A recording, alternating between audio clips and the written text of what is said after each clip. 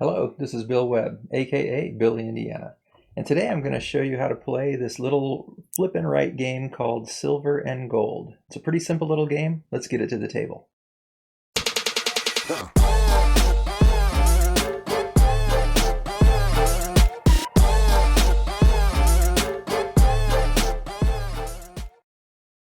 So in the box of Silver and Gold, there's cards you actually write on. There's some little markers that come with it.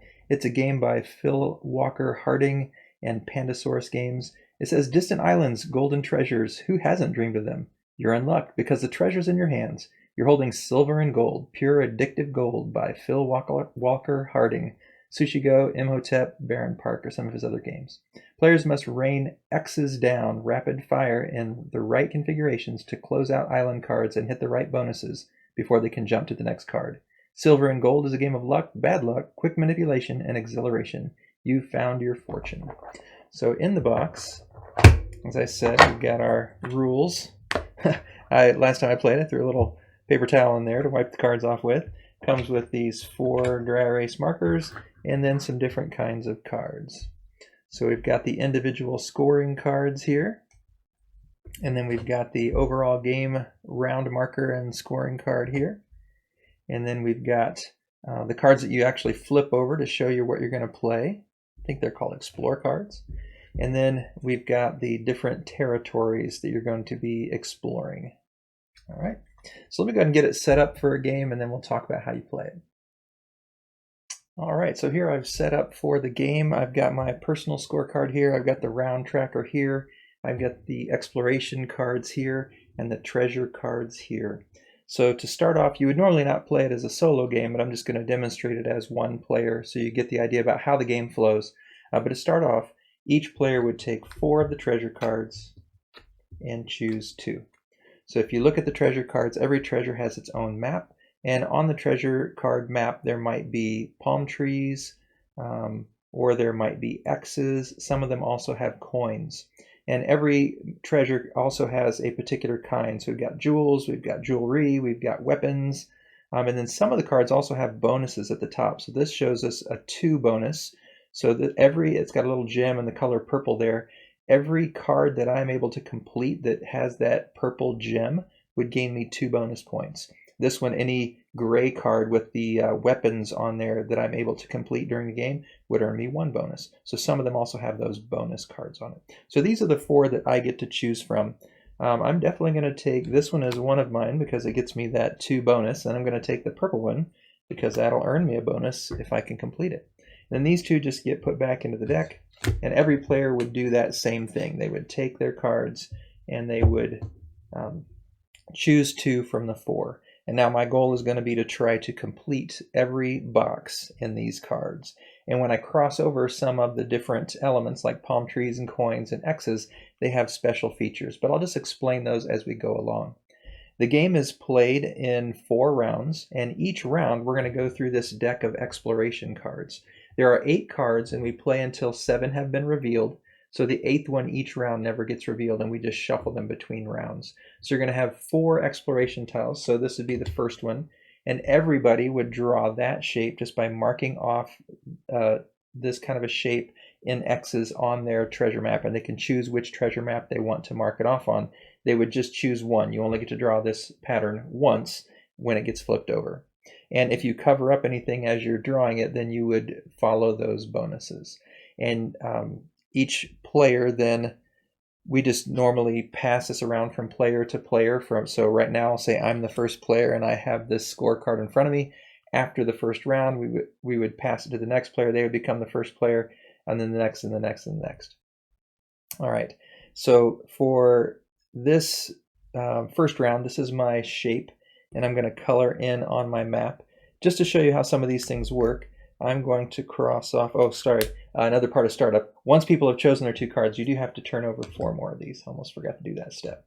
You can see this one has some coins on it, as well as those X's. All right.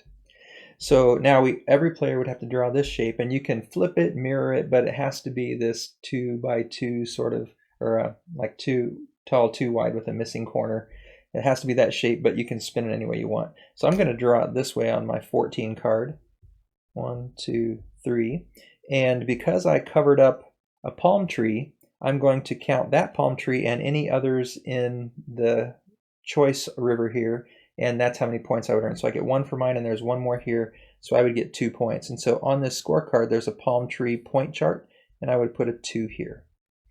And I also crossed an X, so that means I can also then cross off an X on either card. And so I'm going to just cross off this one right beside it.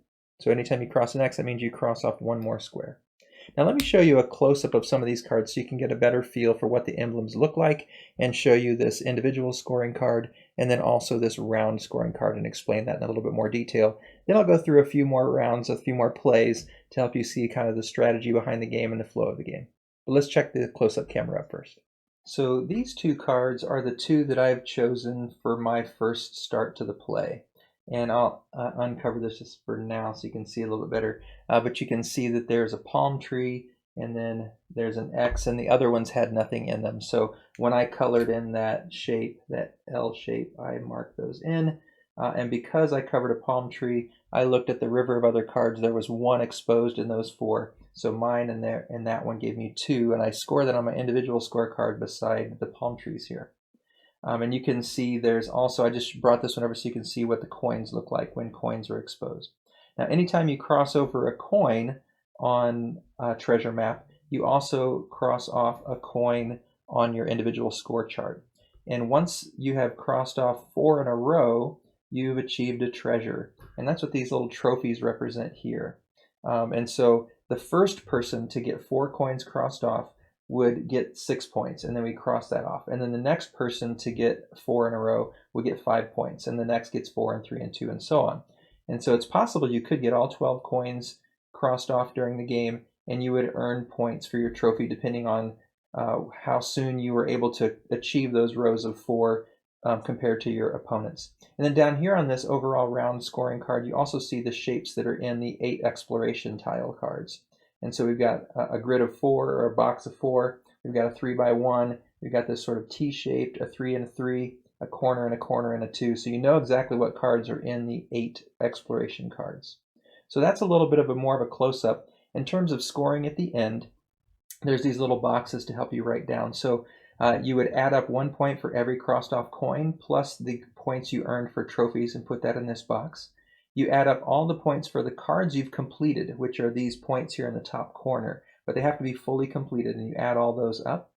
And then the bonuses, so like these seals, every purple one that I complete, I'm going to earn a 2 bonus for, and that's what goes here beside the 2 seals. And then anytime I cross off a palm tree, I'm going to score it, and I can score up to 4 times on palm trees, and I would just tally those up and put this total here. And I would add this, this, this, and this to get my final score. So that's a little bit better close-up of what the cards look like, what the little emblems on the cards mean, and a bit about scoring. So let's go back up to the top, and I'll play through a few more plays to show you how it works. All right, so now that you've seen the close-up, let's continue on with the game. We've done 1 exploration out of 8. Remember, only 7 of them left to be played. Oh, and it's interesting, I get the same shape here. I'm just going to color in that same, sorry, can't do it there. Let's see, let's color this one, and this one. So I'm just taking that L shape, putting it around the corner. Because I covered an X, I get to make 1 more X. All right, and then everyone would be doing this simultaneously. We flip it over. Now I've got this T shape. So let's see, I can't really draw a T shape here. So let's go this. Flip another, and now I've got this L shape that's 3x1. So now let's go this. And then we've got 3 in a row. Let's go like that. And I don't have to orient it vertically. These are interestingly not too sorted apparently. So there, I filled in that one. So now this one that's complete comes to my scoring selection here. It's scored. I'm going to get 10 points for that. And then I get to pick which one of these I want. So I'm going to pick this one because I like the gold coins. And then we always flip one over so you replace anytime one is taken from the collection. And then we flip another card. And now I've got a 2. Now, anytime you choose not to color in what is shown there, you can just fill in 1 box on either card. So you can always, if you can't use this picture or you just choose not to, you could fill in one. So I could choose to just fill in one of these two singles and not color that in, or I could choose to go ahead and color it in on this side because I can actually fit some shapes. But I am going to do that. I'm going to color that, and then I covered a coin. So now I'm going to mark off a coin here. And you'll notice we've played 7. There's just 1 left here. So that first round is over. So on the first round marker, I mark off round 1 is complete. And we shuffle the deck.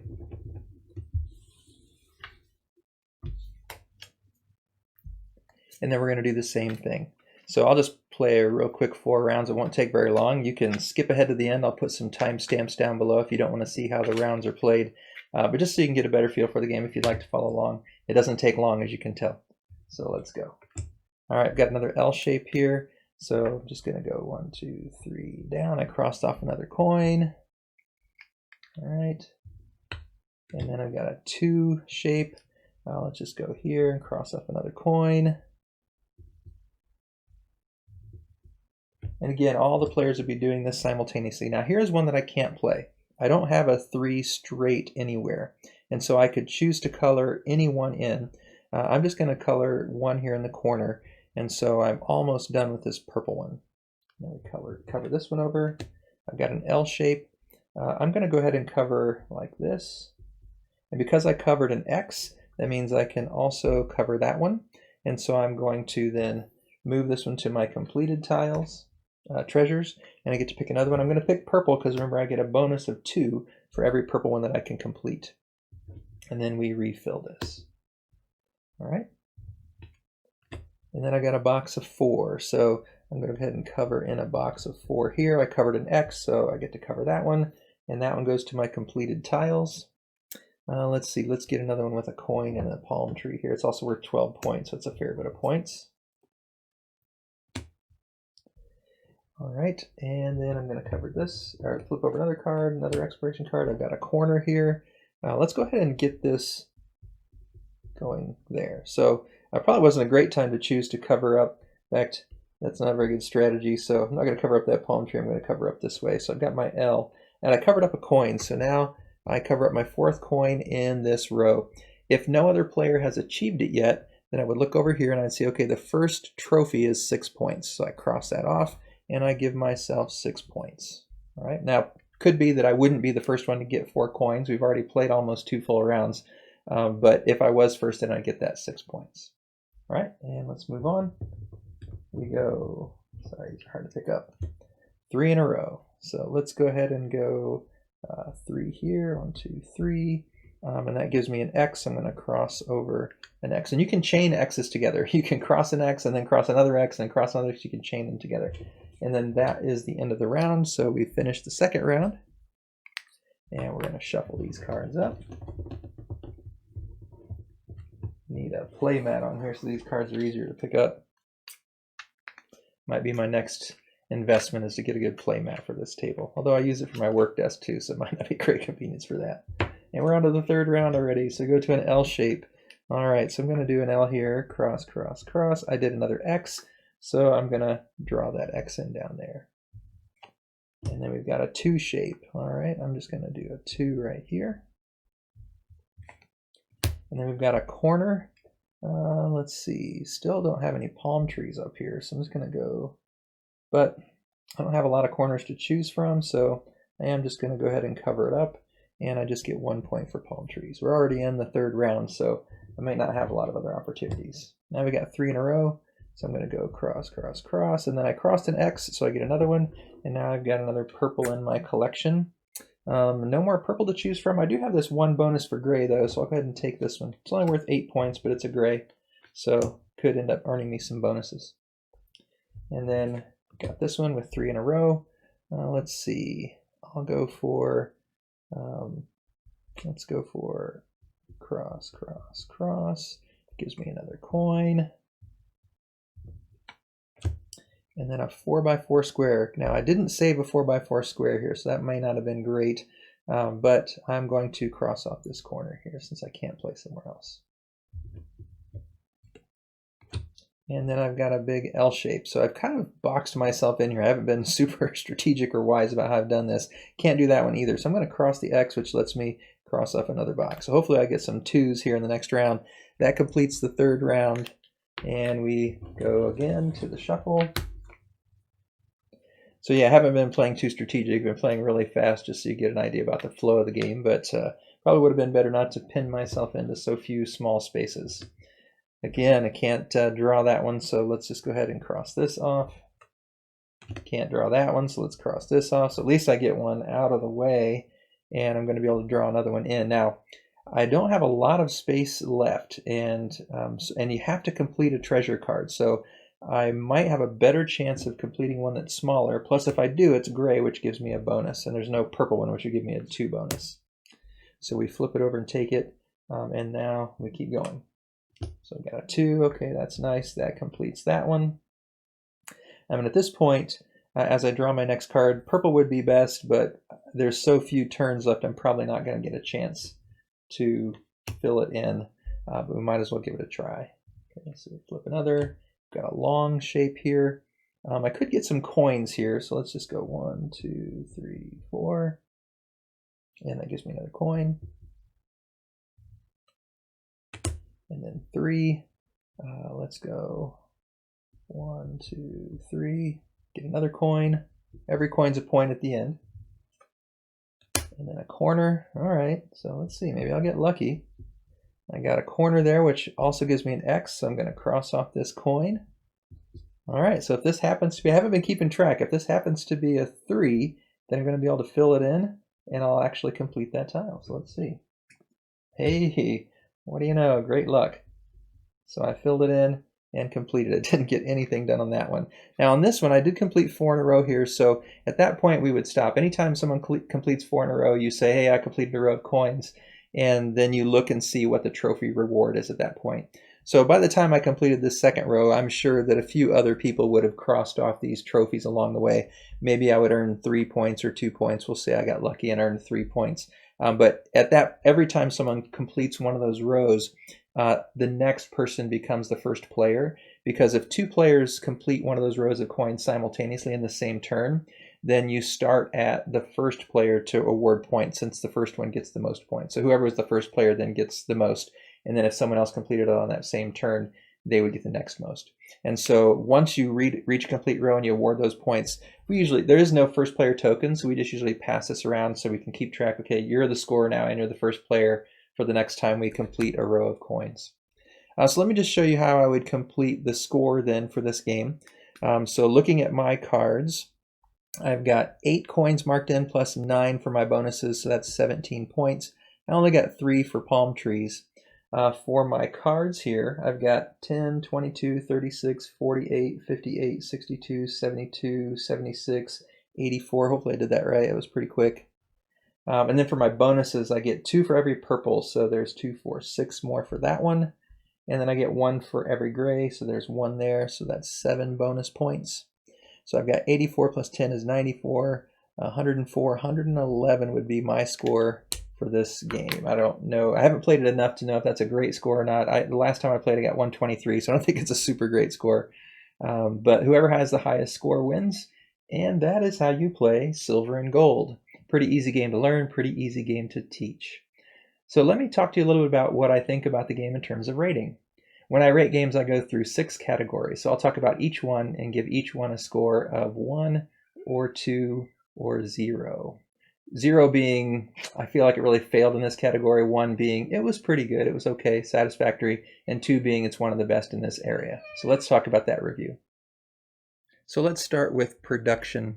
It's a very simple production. It's a small box game. It's just cards and markers. But I think, it's a nice production. It's something unique. I haven't seen a game before where you're actually writing on the cards. I'm hoping that the cards hold up, that they don't start to stain. They seem to, with the gameplays we've done so far, wipe off really nicely and don't leave any residue. So I think it's going to be good. It's very simple, so there's nothing fancy about the production, but I think for what the game's trying to do, it is nice. The cards look nice, and so I would give it a 2 out of 2 for production for the kind of game that it is. The second one, as you can see, is theme. And for theme, I would say like a lot of roll and write, flip and write kind of games, it's kind of tacked on to some degree. There's nothing really immersive about it, but it's not bad. I mean, there's palm trees. You're supposedly exploring these treasure islands and trying to find treasure coins. And I guess X marks the spot. I don't really get the connection to why you might get to mark another X, but there's some little bit of theme, some connections. So I can see a bit, but not really immersive. I'd give it 1 out of 2 for theme. For mechanics and decision making, it's really simple. I mean, it's a flip and write kind of game. So there's nothing real in depth. There's a little strategy. You could see because I was going too quick and not really thinking too deeply, I missed some opportunities probably where I could have scored better, but there's not a whole lot of depth to this. So I would give it a 1 out of 2. It's worth doing. I mean, it challenges you a little bit, and it's fun to think through how you can maximize your points, but I wouldn't give it a 2. I think it's a 1. And then for game flow, I love the game flow. This is an excellent filler game. It's super quick. You saw how fast that was, maybe 10 minutes to play a game if you're not really, I mean, by myself, obviously, but if you're not really thinking very deeply and you don't have players who suffer a lot of analysis paralysis, I think you can easily get through a 2, 3, maybe even a 4-player game in 20 minutes. So it's a great filler game. It's also super easy to teach. And so it's not like you're going to have a long teach to get into the game. So game flow is really good. And you're simultaneously drawing, so you're not waiting on people to get done. I think game flow is excellent. I'd give it 2. For replay value, I mean, it's a small box game. There's only 8 exploration shapes, so after a while you're going to have that memorized and you're going to really easily know what to expect, which could be a part of the strategy and game decision making. But I think really it's not going to be one I'm just going to want to frequently get off the shelf. It's going to be one where, hey, we need a filler, or I want to teach someone a new game that's easy to learn just to try to get them into the hobby. That's, I think, where it fits its niche. And so to me, it's a 1. I don't see intense replayability, but it's good. I'll enjoy it. And if someone said, hey, you want to play Silver and Gold, I would never say no. It's quick and it's fun enough that I'm always going to enjoy it. And then for last, my personal value, my own opinion in terms of overall, I think it's not obviously going to fit into my top 50 games of all time. It's a fun game, and like I said, I'd always be willing to play it. But it's also not one I'm going to trade away because it's so fun as a filler and so easy to teach. So I would give it a 1. It's right in that middle ground. And so overall, that gives me a score of 8 out of 12. And that's actually a pretty solid score. You may think, wow, that's pretty low, 8 out of 12. But for me, that's a game that'll probably stay on my shelf for a long time, if not for good. It's a game that I won't play super frequently, but a game that I will play in certain scenarios if I want a filler, like I've said before. So solid game. I really enjoyed this Silver and Gold by Philip Walker Harding and Pandasaurus Games. Hopefully this video has been helpful for you and informative for you. If you've liked it, please click on that like button below. I'd love it if you would subscribe to the channel and follow along. Click that bell if you want to get notifications for other videos that I put out. And as always, thanks for watching. This is Billy, Indiana, signing off.